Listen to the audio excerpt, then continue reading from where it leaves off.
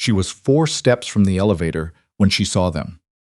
Piers had his back to the glass door that opened onto the rooftop terrace, and Lizette, her older sister, her only living family, the person who had taught her how to braid her own hair at age 7, had her face pressed against his chest. His hand was in her hair, not a brotherly hand, not a consoling pat between friends, the hand of a man holding someone he had touched before. Neve stood on the other side of the glass for 4 seconds, maybe 5. She counted them later. She counted them many times. Then she turned around, walked back through the party, collected her coat from the coat-check girl with the braided ponytail, walked outside into a Chicago November that smelled like diesel and early snow, and stood on the sidewalk until she was certain she could move without her legs giving out. She had a pregnancy test in her purse. She had bought it that morning at the pharmacy 2 blocks from the cafe, and she had been carrying it all day with the particular awareness you carry something fragile and enormous. She had planned to tell him tonight. She had rehearsed the sentence 11 times. She did not use the test that night. She used it at 6:14 in the morning, standing in the bathroom of her apartment, and then she sat on the edge of the tub and held the result and thought about a man's hand in her sister's hair, and she made the only decision she felt capable of making in that particular moment, in that particular light. She left before anyone could come to collect her. If you have ever trusted 2 people with the same part of yourself and discovered in a single moment that both of them had betrayed you, then you already understand what Neve felt when she stepped off the bus in Nashville 4 days later with 1 bag, a portfolio drive, and a secret that had no good home yet. If you haven't, stay with this story, because what comes next will change how you think about the things we run from, and the distance between running and protecting yourself, and how long it takes to learn the difference. Welcome to Hidden Romance Stories. If this is your first time here, subscribe and hit the notification bell so you never miss a story like this one. Drop your city in the comments. I want to know how far this one travels, and if it moves you, hit like before we go further. Now let's go back to the beginning. Neve Farrow had owned her cafe for 2 years before she met Piers Vane, and in those 2 years, she had learned that her instincts about people were generally reliable, and her instincts about herself were considerably less so. She was 26. She had built Farrow's from a failing sandwich counter in Logan Square into something that had a line on Saturday mornings and a waiting list for the private event space in the back. She had done this on 3 hours of sleep and a refusal to cut corners on the pastry she sourced from a woman named Rena, who drove in from Evanston twice a week and whose morning buns had been mentioned in the Tribune without any help from Neve at all. She was not the kind of woman who walked into rooms and changed them. That was Lizette's skill. Lizette, who was 33 to Neve's 26, who had their mother's ability to make a stranger feel immediately at ease, who had been the beautiful sister and the charming sister, and the one people remembered when they met them both. Neve was the one who made the coffee, who noticed when the temperature in the room changed and somebody at table 6 had gotten difficult news, who could look at a pastry and tell you immediately what it was missing. She was precise. She was internal. There was a difference between quiet and cold, even if people who hadn't taken the time to look rarely bothered to understand it. She met Piers Vane when he walked into the cafe on a Tuesday in March, 40 minutes before closing, with the focused air of someone who had made a specific decision to be there rather than wandering in. He was tall, dark-haired, a face built for serious weather, clean bone structure, no softness in it, the kind of face that looked best when something difficult was happening around it. He wore a dark coat, ordered a black coffee, and sat at the small table near the window, not the one people usually chose, and he read something on his phone without the distracted half-attention of someone killing time. He came back the next Tuesday, and the one after that. The 4th Tuesday, Neve brought the coffee herself instead of having Brinley carry it, which she did not examine too closely at the time. "You always come on Tuesdays," she said. He looked up. His eyes were a particular shade of gray that she would spend a significant portion of the next 7 months failing to find the right word for. Steady, precise. Eyes that did not look at you and see something else. You noticed. I notice most things. She set the coffee down. It's a Tuesday phenomenon, not a Monday, not a Wednesday. Tuesday is the only day I can be somewhere other than the office before 7. That's a bad ratio. I know. He looked at the coffee, then back at her. I've been trying to correct it. His name was Piers Vane. She didn't know who he was when he said it. She didn't find out until she mentioned it to Lizette, and Lizette had gone very still in the way that meant something significant was being processed. Vane's security group? Lizette had said. Neve, he's one of the most influential men in Chicago. He doesn't just drink coffee. He acquires companies. Neve had shrugged. He tipped well and he didn't talk at her. That had been enough on a Tuesday. Over the following months, she learned pieces of him the way she learned a new recipe, slowly, through repetition, discovering which elements mattered and which were decoration.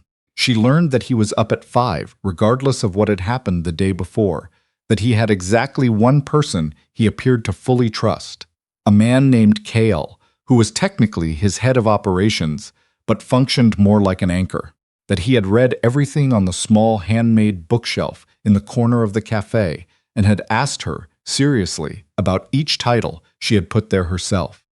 She learned that he had a stillness that was trained rather than natural, a quality of control so practiced it had become structural. She saw it break once, briefly, when a vendor spoke dismissively to Brinley in front of him. Something cold and quiet passed through his expression, gone before most people would have caught it. Neve caught it.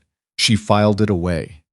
She also learned that he came to the cafe on other days besides Tuesday, sometimes without ordering anything, just sitting for an hour while she worked, and that she didn't mind, that she had come to find his presence in the room the way you find a particular kind of quiet, not empty, but settled. She did not tell Lizette most of it. Lizette had a habit of reprocessing other people's experiences into something smaller and more manageable for herself. And what was forming with Piers felt too new to survive that kind of contact. By the 6th month, Neve knew what she felt and understood that it was the complicated kind, the kind that made her aware of how much there was to lose. She also knew that there were things about him she hadn't been given. Phone calls he took in other rooms. Men in his orbit who moved like they were solving problems rather than attending meetings. A quality of attention to the periphery, always tracking the exit, always aware of who had just walked in, that did not belong to a man who simply ran a security consultancy. She told herself she trusted him. She told herself that every person had a private country, and she had not been given full access to his yet. She did not ask the question she probably should have asked. Then she found out she was pregnant. She sat in the bathroom of her apartment on a Thursday morning, the test on the edge of the sink, and understood that the floor had shifted in a way that had nothing to do with the tiles. She was 26. The cafe was still establishing itself. Her income was inconsistent, and her apartment was small, and she had never precisely planned this, not yet, not while she was still working out who she was to Piers and who he was to the parts of her life she hadn't let him see. But she sat there for a long time and thought about his gray eyes and the way he had brought her coffee once, quietly, when she was doing inventory at 10 in the morning after a particularly difficult vendor call and had not said anything, had simply set the cup within reach and gone back to the table he always used. And she thought he should know. She planned it for 2 weeks. Not the words. Those were simple. The context. She wanted to tell him somewhere neutral, somewhere that didn't belong to either of them, somewhere she wouldn't feel like a guest in her own life when she said the thing she needed to say. She thought about the cafe and dismissed it because it was her territory, and she was already off balance. She thought about his apartment and dismissed it for the same reason. Then the rooftop event invitation arrived. A charity dinner for arts education, one of Piers's foundation's initiatives, attached to a cause she cared about professionally. He was attending.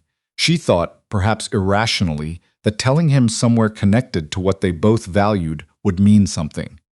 She wore a black dress she had bought specifically and told herself she looked calm. She arrived at the venue, rode the elevator to the rooftop terrace, walked through the warmth and noise of the party, and stopped at the glass door to the private section because Piers was already there. With Lisette. His hand in her hair, Lizette's hand on his chest. Whatever he whispered, making her close her eyes in a way that was not the posture of a woman being comforted by a stranger. 4 seconds. Then Neve turned around and left.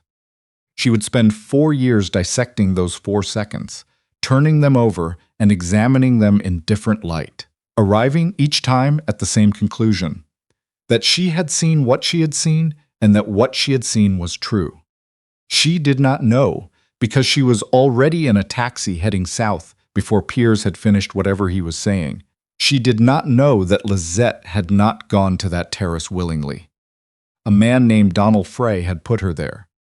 Frey ran a competing private intelligence operation, the kind that did not appear in any filing and had no public face. He had tried for 2 years to find a lever against Piers' vein that could not be countered. He had understood, eventually, that the lever was not in Piers's business or his organization or his network. It was in Neve. He had gone to Lisette 3 weeks before the event. He had found the places where her business was exposed, a loan she had taken on unfavorable terms, a vendor contract with regulatory irregularities she hadn't known about, and he had made her understand what would happen to each of them if she did not do exactly what he described. Show up. Stand there. Cry, if possible. When his hand is on you, make it look like something it isn't. Lisette had stood in that space and done what she was told, and spent 4 years after trying to figure out how to say that out loud. She had tried to find Neve, the first month, the second, the third. She had driven to the cafe and found it locked. She had called the number she had and gotten voicemail every time. She had called Neve's landlord and been told the lease had been broken. She had sat in her car outside the storage facility where Neve's things were being kept and understood that her sister had gone somewhere she did not want to be found. She had thought, give her time. Time had kept going. Nashville in late winter had a quality of in-betweenness that suited Neve in the years she lived there. Not quite south, not quite anywhere. A city that moved at a pace she could match when everything she had been doing in Chicago felt like a coat she could no longer fit into. She found a sublet through a community board. She found a second location for the cafe, smaller than the Chicago one, which she had sold from a distance through an intermediary, in a neighborhood that was just beginning to change in ways she recognized from Logan Square 8 years earlier. She opened the Neve Farrows with 3 employees and a menu that was 40% different from what she'd run in Illinois, because she was a different person now, and the food should reflect that. She found out about the twins on a Tuesday, which felt pointed in a way she didn't let herself examine. She was at the clinic for a routine visit when the ultrasound technician went quiet. Then the screen turned toward her, and the technician said, "Mrs. Farrow, do you have someone with you today?" Neve looked at the screen. She looked at the technician. She looked at the screen again. 2, she said. 2, the technician confirmed. Neve sat in the paper-covered chair under the fluorescent light and thought about 12 things at once, and then stopped thinking about any of them and started making a list, because lists were manageable and the other thing was not. She called her landlord from the parking lot. She said, "I need to talk about making the lease longer term." The landlord, a woman named Arlene who was 70 years old and had the quality of someone who had seen enough of life to have become genuinely unimpressible, said, "Come by for dinner tonight. We'll sort it." Neve told no one who Piers was. Not Arlene, who became in those years something close to the grandmother she had never had. Not the nurses. Not her friend Damaris, who owned the pottery studio 2 doors down from the cafe and brought her soup twice a week in the final trimester when Neve could not stand for more than 40 minutes at a stretch. She told everyone the same story. The father had been in an accident, before she knew. She said it enough times that she became fluent in the particular emptiness of a lie you tell not because you enjoy lying, but because the truth requires a door you are not prepared to open. Alden came first on a February morning, quiet about his arrival, which turned out to be consistent with his general approach to everything. He looked up at her with the unfocused gravity of a newborn, and she looked back and felt the specific rearrangement of priorities that happens when something outside yourself becomes the center of your architecture. Vesper arrived 6 minutes later, with considerably more urgency and opinion, which also turned out to be consistent. Neve lay in the hospital bed at 2 in the morning with one baby on each side of her, and looked at the ceiling and thought about many things, and then one of them made a sound that required her full attention, and she stopped thinking about the other things entirely. Piers found out she was gone before he had finished the conversation with Lizette.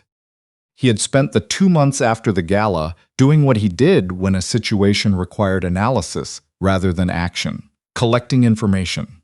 He had pulled the financial records and found the bus ticket. He had contacted every professional connection she had in Chicago and come up empty. He had sent people south because the word was warm, and she had mentioned Nashville once, offhand, as a city she had always meant to spend more time in. He had put people in the whole corridor. He had also, in those same 2 months, understood what Frey had done.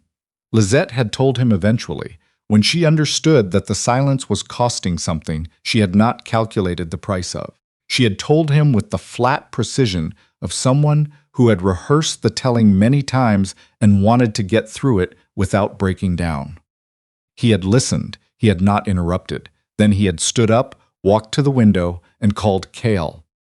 Over the following year, Donald Frey discovered what it looked like when Piers Vane decided you were no longer worth engaging with directly. Not threats, not confrontations. Simply the systematic removal, one by one, of every support structure his operation depended on. A contract voided here, a license investigation there, a key associate who quietly, without explanation, moved to another city and did not return calls.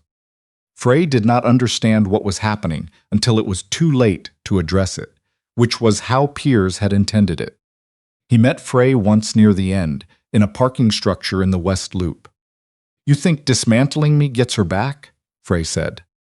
"No," Piers said. "It removes you as a variable." He turned and walked to the elevator.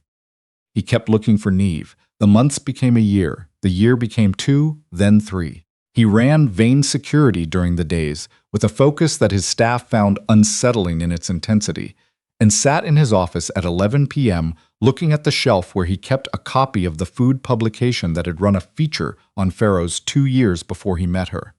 The one with a photograph of the cafe in early morning, light coming through the windows sideways, Neve standing at the bar in an apron she had clearly forgotten she was wearing, looking at something outside the frame with an expression of complete, unguarded attention.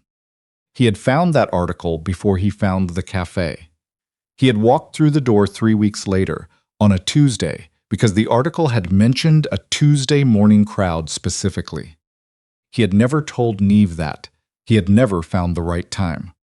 4 years had the particular texture of something that had been redecorated, recognizable in structure, strange in detail. Neve at 30 was not who she had been at 26. She was quieter in some ways and louder in others. She had learned to take up space in a room without apology, which is a thing that raising 2 children alone will teach you whether you want to learn it or not. Alden was 4 years old and already drawing with a seriousness of purpose that made her chest ache in a way she didn't have a clean word for. He moved through the world carefully, observing before participating, filing things away. He had asked about his father once, at age 3, with the focused specificity he brought to every question. Neve had given him the story she had prepared. He had looked at her with gray eyes, and they were not her gray eyes. She had brown eyes, had always had brown eyes, and then he had moved on without pressing, in the way he did when he understood that an answer had cost the person giving it something they couldn't afford.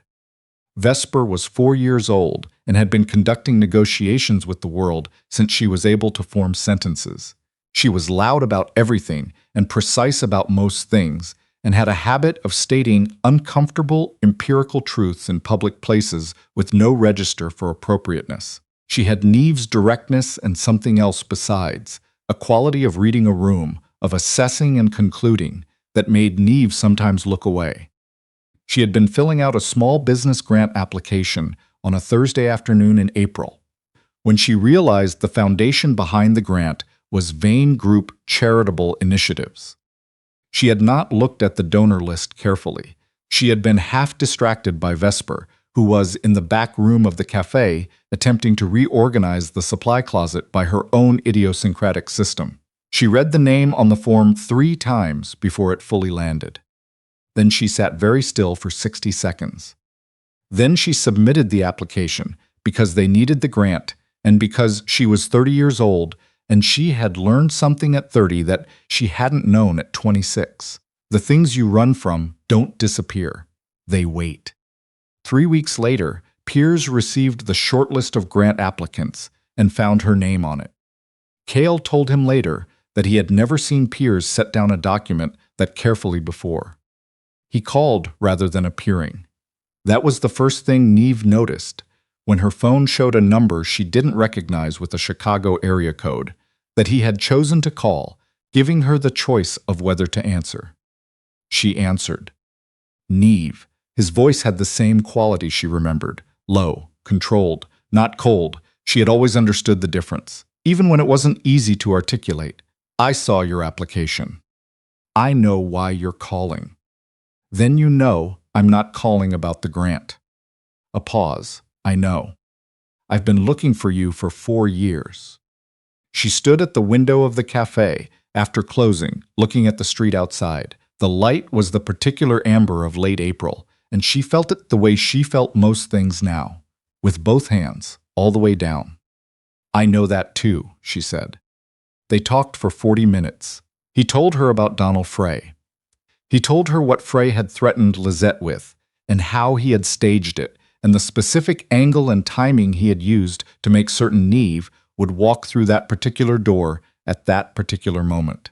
He told her that Cale had only recently located the full paper trail, that it had taken 2 years to piece together every element of what Frey had constructed. Neve sat with her back against the wall and her feet flat on the floor and listened to all of it without speaking. When he finished, she said, "Give me Lizette's number." He gave it to her. She called Lizette. What followed was 30 minutes that would take Neve a long time to reduce to something she could hold without it spilling. Lizette's voice was flat at first, the flatness of someone who has rehearsed so many times that the rehearsal has worn through to something underneath. Then it broke. She told it without softening, without the strategic reframing Neve had spent years expecting from her. She told it plainly, the way a person tells something they have been carrying alone until the carrying has become the only thing they know how to do. The dress, the time, the exact position she had been told to hold, and the words Piers had actually said to her when he pulled her gently away from the center of the room. Stop, breathe, tell me what they have on you. The words of a man trying to understand a situation, not the words of a man who had anything to hide from the woman he was in love with. He was keeping me from falling apart in public, Lizette said. He didn't even know you were there yet. Neve looked at the ceiling. I saw you leave, Lizette said. I tried to get across the room. By the time I reached the door, you were already in the elevator, and then you were gone, and I kept telling myself I'd give you time, and time kept going. Okay, Neve said. Claire, Neve, I'm so. I'll call you back. She ended the call. She sat with the quiet for a long time. Then she called Piers back. I should have told you, he said immediately, about the organization, about Frey, about the parts of my work that don't appear in any filing. I should have told you before the gala. I managed information instead of trusting you with it, and I told myself I was protecting you, and what I was actually doing was protecting myself from the risk of you leaving before I was ready to let you. He paused. That's the accurate account. I know, she said. You should have called me, he said, before the bus. One call. I know that too. She pressed one hand flat against the wall. I didn't trust you enough for that. And the part I've had 4 years to sit with is that I didn't trust you enough because I had always known you were hiding something. And the gala gave me a reason to stop pretending I was all right with not knowing. That's not an excuse. It's an explanation. There's a difference, he said. Yes. The line was quiet. I need to tell you something, Neve said. She had not planned to tell him that evening. She had been holding the shape of this conversation in her chest for 4 years, carrying it at varying weights, and she had understood in a distant theoretical way that it would eventually have to happen. But something in Lizette's voice had shifted something structural, and she was 30 years old, and she was tired, deeply, specifically tired, of carrying weight that did not belong to her alone. I was pregnant when I left, she said. She heard him go still, the particular quality of silence on a phone line when someone has stopped breathing for a second. I didn't know yet when I got on the bus, she said. I found out in Nashville. By the time I knew, I had already built a reason to stay gone, and I kept building it until it had walls and a foundation and 2 people living in it who don't know who they are yet. Neve, his voice had changed. Twins, she said, a boy and a girl. Their names are Alden and Vesper. They're 4 years old. Alden has your eyes. She stopped. They both do. He did not speak for a long time. When he did, his voice was the most stripped-down version of itself she had ever heard. I need to see them. I know. I understand this has to be done correctly. I understand you need to tell them first, and that I cannot simply appear. The control in his voice was the kind you could hear the effort of. But I need you to understand that this is not something I can manage on a schedule. You are telling me I have 2 children. You are telling me they exist and they are 4 years old, and I don't know their faces. A long pause, then quieter. I don't know their faces. She told Alden and Vesper on a Saturday, sitting on the living room floor the way they sat on Sunday mornings for reading. No table between them. No furniture creating the impression of a formal occasion. I need to tell you something important, she said, and I should have told you sooner. So first, I'm sorry I didn't. Vesper's eyes had already sharpened. Alden was very still. I told you your dad died before you were born, Neve said. That wasn't true. The room was very quiet. He's alive? Vesper said. Yes, his name is Piers. He lives in Chicago. Does he know about us? Not until recently, I didn't tell him. Vesper absorbed that. The absorption looked like calculation. So he didn't leave us. No, the word cost something specific. No, he didn't. You left him. It was not an accusation. It was the blunt empirical accuracy of a 4-year-old who had not yet learned that some true things are delivered softly. Yes, Neve said, I did.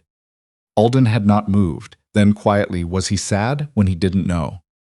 Neve thought about the quality of Piers's voice when she had told him, the stripped-down version of it, the moment before he was able to speak. Yes, she said, I think he was very sad. Alden sat with that the way he sat with most things, quietly at length, without showing what he was doing with it. They met at Centennial Park on a Saturday in May, near the replica Parthenon that Vesper had opinions about, and Alden had already drawn 3 times from different angles. Neve saw Piers before the children did. He was standing near the path entrance, alone, in a dark jacket, looking at the path from the parking lot with the focused stillness of someone who has made a specific decision to wait and be good at it. Then Vesper said, not quietly, "Is that him?" and Piers's head came up. He walked toward them at a deliberate pace, stopped 6 feet away, looked at both of them. "Hi," Vesper said. "Hi. I'm Vesper." She looked at him with the directness she brought to everything she intended to evaluate. "You're tall." "I am." He looked at Alden. "You're an artist." Alden had the sketchbook strap over his shoulder. "I draw," he said. "Your mom's cafe has a bookshelf in the corner. There's a food photography book on the second shelf that I've looked at 3 times. He paused. She put the books there in a specific order. Alden looked at him. What order? By what feeling they give you, not by subject. A pause. I asked her once, and she looked at me like I had answered a question she hadn't said aloud. Alden was quiet for a moment. Then, can I show you something? He opened the sketchbook. Piers sat down on the nearest bench without ceremony. He went through the pages slowly, one by one, with the quality of attention Neve recognized from the years she had watched him read at the cafe. Not polite attention. Actual looking. Vesper inserted herself between them without being invited and began providing commentary. Piers listened to all of it. He turned back twice to compare pages. He said nothing for a long time. Then he turned to the last drawing. The park they were currently sitting in, rendered the previous afternoon from a photograph Neve had shown him on her phone, and he looked at it for a moment. This one, he said. I did it yesterday. I hadn't been here yet. I know. You got the Parthenon columns wrong by 1. There are 8 across the front, not 7. But the light is correct. The way you got the light is exactly right. He looked at Alden. That's harder to teach than counting columns. Alden took the sketchbook back. He held it for a moment. Then he sat down on the bench beside Piers.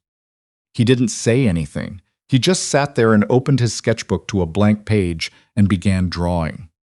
Neve stood 3 feet away and watched her son sit beside his father for the first time and felt something open in her chest that she had no clean name for and did not try to name. They stayed 2 hours.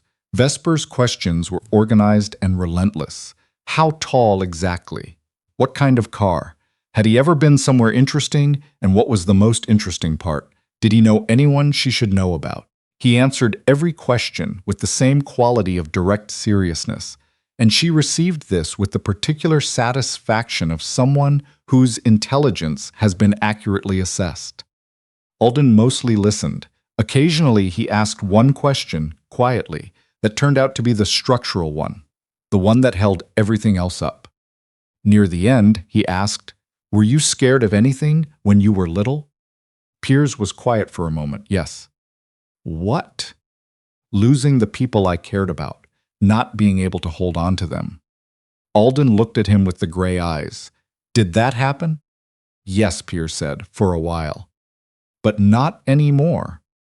Piers looked at Neve briefly, then back at Alden. Not anymore, he said. On the walk back to the parking lot, Vesper took Piers's hand without announcement and pulled him toward a gap in the hedgerow she had identified as interesting on the way in. He bent down and looked at it with her, with full and genuine attention. Neve walked beside Alden. At the corner before the parking lot, they stopped. "Can you come back?" Vesper asked. "If your mom says it's all right," Piers said. Vesper looked at Neve. The look said, "We both know the answer. I'm giving you the opportunity to arrive at it yourself." "We'll figure out a schedule," Neve said. Vesper nodded, accepting this as a satisfactory preliminary agreement subject to further negotiation, and walked ahead. Alden stood a moment longer. He looked at Piers with the measuring look, the same one Neve had seen him use with the park columns, with the stray cat that had appeared outside the cafe in February and been fed exactly the right amount and nothing more. "You said you were scared of losing people," Alden said. "Yes." "Are you still scared?" Piers crouched down to his level, gray eyes to gray eyes, the same face at 2 different scales and a different quality of knowledge in each. "A little," he said, "yes." Alden nodded once, slowly, like that was the answer that would have passed any test he designed, like any other answer would have failed it. Then he followed his sister. Piers stood up. Neve looked at him, at the 4 years behind his eyes and the 2 hours in front of them and the very long road between those 2 points. "Next Saturday," she said, "if you want." Yes, it came out quietly. She turned to follow her children. She had taken 3 steps when he said her name. She turned. "Thank you," he said, "for today." She looked at him for a moment, at what today had been, the bench, the sketchbook, the gray eyes at 2 different scales. "Don't thank me yet," she said.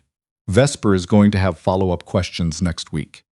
Something moved in his expression, not quite a smile, close enough. She turned and walked toward her children, and the Saturdays began. They were not without difficulty. Alden processed slowly and in private, and there were weeks when that processing came out sideways, as short tempers and closed doors and the particular distance a child keeps when something is too large for their current vocabulary. Neve absorbed it because she understood what it was made of, because she had made the thing that made it. Vesper's harder questions came in organized waves. Why did you wait? Why didn't you look harder? If she was that important, why didn't you just... Piers answered them all with the honesty of someone who had decided that deflection would cost more than the truth. He never redirected Vesper's more prosecutorial questions onto Neve. Neve noticed that. She filed it. There was an afternoon in the 5th week when Piers arrived with a set of professional drawing supplies for Alden, not a children's kit, actual materials, the kind Neve used herself.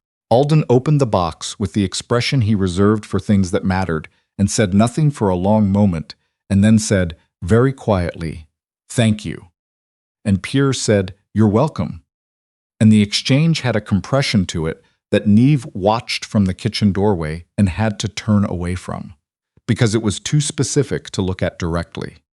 There was an afternoon in the 7th week when Vesper, with no preamble and apparently no strategic calculation, climbed into Piers's lap during a game of cards and announced that she had been thinking and she had decided he could be her dad now if he wanted.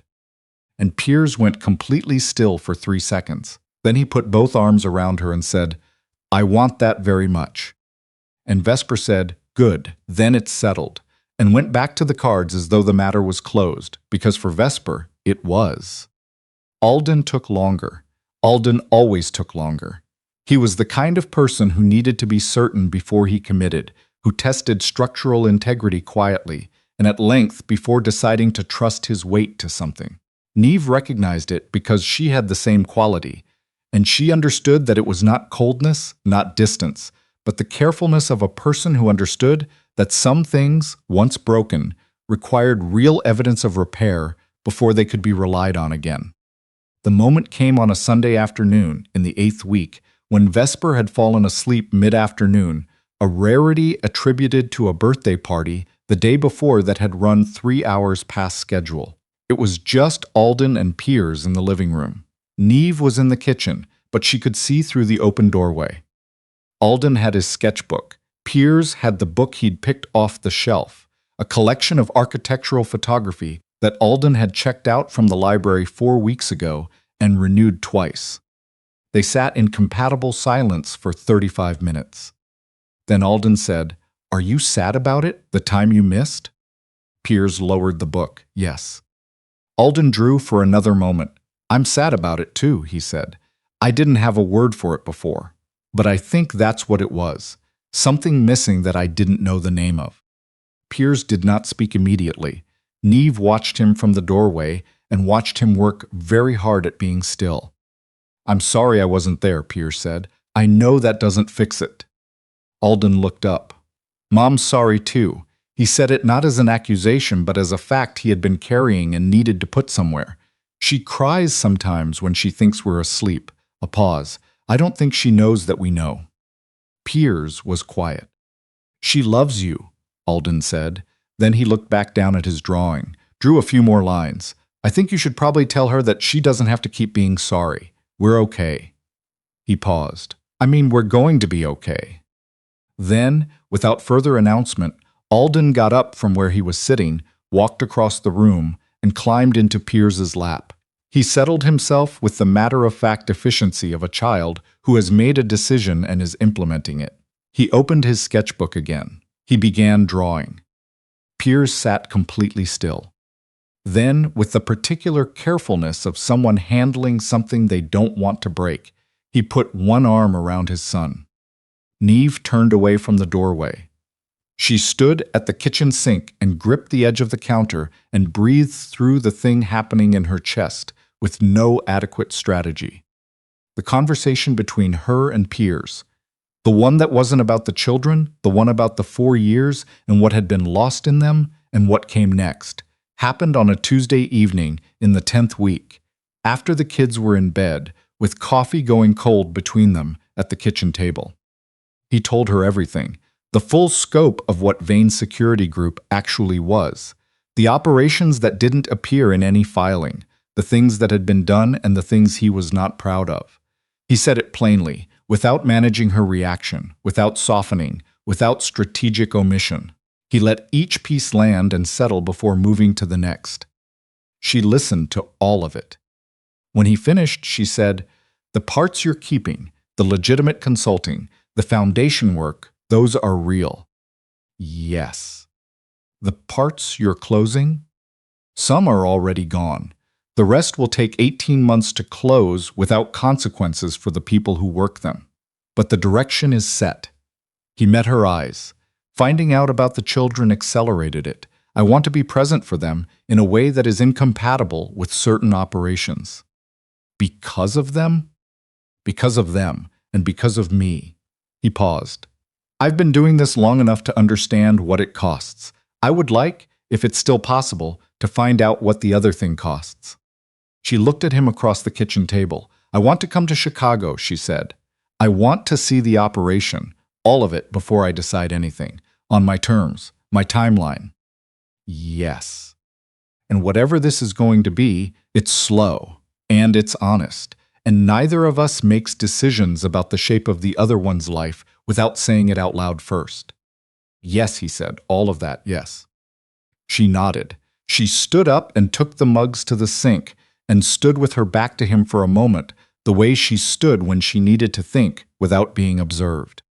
Alden told me something, Piers said. She turned. He said you cry sometimes when you think they're asleep. He paused. He said he wants you to know you don't have to keep being sorry. Neve stood very still. He said, and I'm quoting directly, "We're going to be okay." Piers's voice had a quality in it she had only heard once before, when she had told him about the twins. He's 4 years old, and he is already carrying other people's weight to spare them from it. He stopped. He got that from you, he said. She looked at the window for a moment, at the dark glass and the Nashville lights beyond it. He got the gray eyes from you, she said. A long pause. I suppose that makes us responsible for him in equal measure, Piers said. Something loosened in her chest. Not all the way, not in one movement, but something. I suppose it does, she said. She turned off the kitchen light. In the dark, the city outside the window was still going, still lit, still ongoing, still entirely indifferent to the specific weight of 2 people standing in a kitchen in Nashville, trying to build something from the wreckage of a decision made on a bus 4 years ago, using the only materials available, which were honesty and time, and 2 children with gray eyes who had already, in their particular ways, made the decision for them. Same park Saturday, she said. Same park, he said, 10 o'clock. She nodded. He gathered his jacket from the chair, and she walked him to the door, and they stood in the doorway for a moment. The way people stand when neither of them has said the thing that needs saying, and both of them know it, and neither of them has the language for it yet. Good night, Piers. Good night, Neve. She closed the door. She stood in the hallway with her hand on the handle and listened to his footsteps go down the stairs, and she thought, this is not fixed, and it may not fix. And there is no version of the next year that is going to be simple. And underneath that, quieter, but it is not what it was last month. And underneath that, quieter still, and last month was not what it was 4 years ago. She pushed off the door and went to check on her children. Alden was asleep with one hand open against the mattress, palm up, the specific openness of a person who has decided, for tonight at least, that the world is safe enough to leave his hands unclenched. Vesper had kicked the covers halfway off and was asleep with the expression of someone winning an argument in a dream. Neve stood in the doorway between their rooms for a long moment. She thought about gray eyes and Tuesday mornings and the very specific miracle of ordinary things. The way Alden moved his orange juice within reach of whoever needed it without being asked. The way Vesper's questions always contained their own answers if you listened carefully enough. The way two people had found each other in a cafe on a cold Tuesday and produced, in all the wreckage and distance and error that followed, these two specific children who were somehow already braver than either of their parents had managed to be. She went to bed. Outside, Nashville kept its quiet, ongoing noise, and the night was neither a beginning nor an ending, but the precise point between them, which was, she had come to understand, where most of the real living actually happened.